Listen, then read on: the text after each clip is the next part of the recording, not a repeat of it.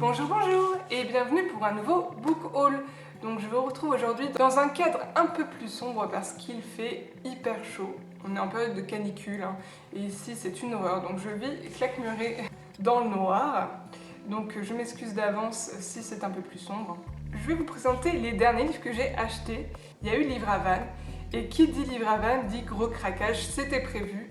Mais j'adore tellement ce salon, si convivial, si petit, mais avec des gros auteurs, si bien qu'on peut très bien ne pas avoir la queue pour aller voir un Marc Lévy, pour aller voir une Sophie Jaumin, alors qu'à Paris on en met des heures pour ne serait-ce qu'avoir une autographe qui fait en 2 secondes. Là on peut discuter, enfin franchement, pour ceux qui sont de la région Bretagne, n'hésitez pas à aller vraiment à Livre à Vannes, c'est un super salon. Moi j'y vais maintenant depuis 3 ans et voilà, c'est mon petit moment. Avec des personnes en plus avec qui j'aime parler livres, avec qui j'aime traîner. Enfin voilà, c'est juste mon petit bonheur et donc voilà, j'ai acheté plein de livres. Certains étaient prévus, d'autres je vous avouerai que non, mais c'est ça les surprises des salons.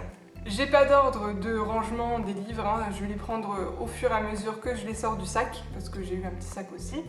Et donc on commence maintenant. Donc le premier livre que je vais vous présenter, il s'agit d'un livre de Daniel Picouli intitulé Le cri muet de l'iguane, qui est publié chez Le Livre de Poche.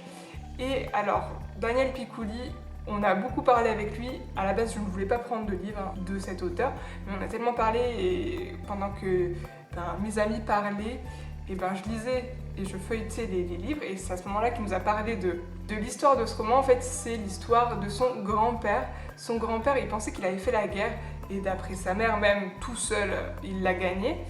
Sauf qu'en fait, en déterrant les choses, il s'est rendu compte qu'il n'était pas du tout parti à la guerre, qu'à l'époque, les planteurs avaient tout fait pour garder les ouvriers dans les plantations afin que le sucre de canne sorte. Il m'a dit ça, je me suis juste arrêtée et je l'ai acheté. On a de la Première Guerre mondiale, on a la Martinique et toute l'histoire de la plantation de ces finalement presque esclavages des Noirs.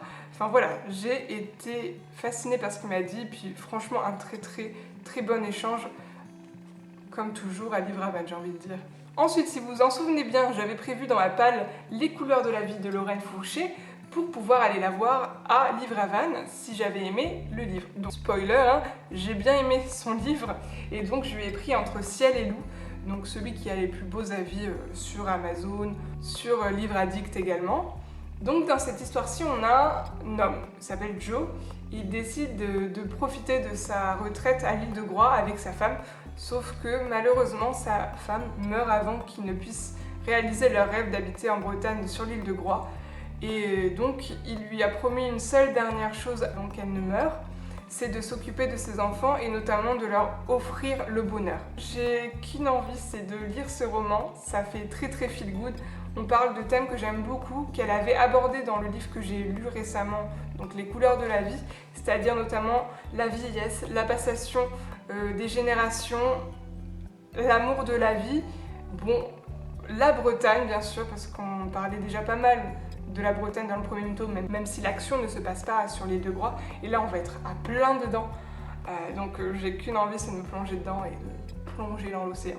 Ensuite, ce n'est pas une surprise, Sophie Tallmann était présente et j'ai fait quoi? J'ai pris le 3e tome des aventures de Marie-Lou, intitulé De battre la chamade, donc qui est publié chez Le Livre de Poche. Je pense qu'il n'a rien à dire à part que j'aime beaucoup rencontrer cet auteur, j'aime beaucoup parler avec elle et que j'adore les histoires de Marie-Lou et Mathieu. Donc pour ceux qui ne connaissent pas Marie-Lou et Mathieu, il s'agit de 2 jeunes médecins, internes plus précisément, à Brest. En fait, Marie-Lou débarque à Brest alors qu'elle vient de Grenoble, elle connaît pas du tout la Bretagne. Elle est interne en neurologie et on a toute son histoire. Son histoire aussi bien personnelle avec Mathieu que son histoire hospitalière et son apprentissage de l'internat. C'est hyper bien raconté, les anecdotes médicales sont super bonnes. J'ai vraiment surkiffé le 2e tome qui se passe dans un milieu d'hôpital psychiatrique et qui est très pointu d'un point de vue psychiatrie en fait. On apprend plein de choses et puis certains personnages, moi j'ai eu des coups de cœur, donc j'ai qu'une envie, c'est de prolonger cet univers. Et en plus l'auteur m'a dit qu'elle envisageait peut-être un spin-off sur Josique notamment.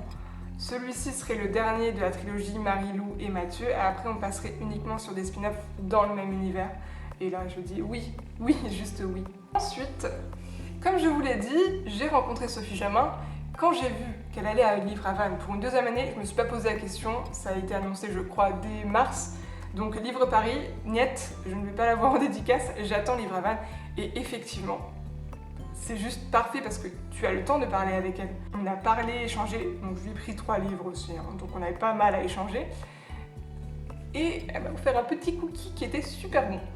Donc il s'agit de Felicity Hadcock, le tome 4 que j'ai pris, et donc dans cette histoire-ci on retrouve la Felicity, comme son nom l'indique, et en fait a affaire à toute une galerie de loups-garous, vampires, anges, tout ce que tu veux. La pauvre, elle est malchanceuse comme pas deux, et elle se retrouve mêlée à tout ça. Je ne vais pas vous faire l'intrigue en général, il se passe tellement de choses, j'ai envie de dire, dans Felicity Hadcock, dans les 3 premiers tomes, que je ne vais pas vous le dire. Soit dit en passant, apparemment il va se passer un truc lourd, parce que Sophie Jamin a failli me spoiler. Donc je pense que ça va être du gros lourd. Une chose qui m'a fait énormément rire, c'est la dédicace qu'elle a faite. Il y avait une madame avec son fils derrière, et bon, comment dire, qu'elle a dessiné des nichons et un petit pénis, et que la madame était passablement étonnée. Ensuite, un premier roman, il s'agit des Sales Gosses, écrit par Charlie Ménétrier McGrath. Et là, on est sur une histoire d'une vieille dame qui se fait passer pour sénile, pour se venger en fait de ses enfants qui l'ont mis en maison de retraite. Elle va se rendre compte que la maison de retraite dans laquelle elle est, finalement elle n'est pas si nulle que ça, que tous les personnes qui sont là, tous les résidents, ont plein de secrets, ont eu une vie qui était super passionnante, et c'est pas parce qu'on est vieux qu'on peut rien faire. Et j'ai beaucoup aimé échanger avec l'auteur. Je vous avouerai que la couverture m'a beaucoup intriguée, m'a fait beaucoup me pencher dessus, et quand j'ai parlé avec l'auteur, ça a été que une confirmation de ce que veut m'apporter ce roman. Je suis pas mal sur les histoires de transmission de génération en ce moment, je ne sais pas pourquoi, mais c'était un sujet qui me touche, et j'avouerai que là, ce que transmettait l'auteur, ce qu'elle expliquait en disant que oui, on peut être vieux, mais on n'est pas pour autant des Cathy, ça me plaisait beaucoup. Donc j'ai hâte de les lire. Ensuite, bon, je vous les présente ensemble parce qu'il s'agit de la même trilogie. J'ai pris le 2e tome de la trilogie Cherche jeune femme avisée, intitulé D'un commun accord, et également le 3e qui s'intitule Gâteau d'amour, chez Sophie Jamin encore. Ce sont à chaque fois des réécritures de contes. Celui-ci c'est La petite ballerine et le soldat de plomb, et celui-ci je crois que c'est Peau d'âne. Le premier était sur je ne sais plus quel conte de Grimm, mais pareil, c'était une réécriture de conte à la Sophie Jamin. On est sur des romances contemporaines, celui-ci est beaucoup plus sulfureux. On découvrait les personnages dans le premier tome cherchent jeune femme avisée. Et effectivement, ils sont plutôt menteurs, tricheurs, manipulateurs, les 2 héros de ce tome-ci. Alors que là, apparemment, on n'est que sur de l'amour, mais complet. Comme le dit le titre, un petit gâteau d'amour. Et j'ai eu que des bons avis sur ce roman. C'est impressionnant comment les gens en disent du bien. Et surtout, il y a à peu près 8 ans d'écart, je crois, entre les 2 tomes. Et on voit le changement de style d'écriture de Sophie Jamin, vers quoi elle tend maintenant. Et ses romans sont toujours d'une justesse. Donc je pense que je vais un peu moins aimer le 2e tome, mais j'ai quand même envie de le lire. Et par contre, le 3e, je sais que je vais le surkiffer. On est d'accord. Ensuite, le dernier livre que je vais vous présenter, il s'agit de L'algorithme de cœur, écrit par Jean-Gabriel Causse. On en parle de cette magnifique couverture, j'ai envie de dire, elle est juste magnifique, le derrière également. Et c'était un achat coup de cœur, en fait, avec mon ami avec qui je vais au Salon du Livre. On avait acheté son premier livre, Les crayons de couleur, qu'on avait toutes les 2 adoré, qui était super bien. Je vous en avais déjà parlé dans une de mes vidéos, update lecture, et franchement, on a pris des tas de trucs, c'était super bien. Et toutes les 2, on était super enthousiasmés. On se retrouve devant le stand du coup de Jean-Gabriel Causse.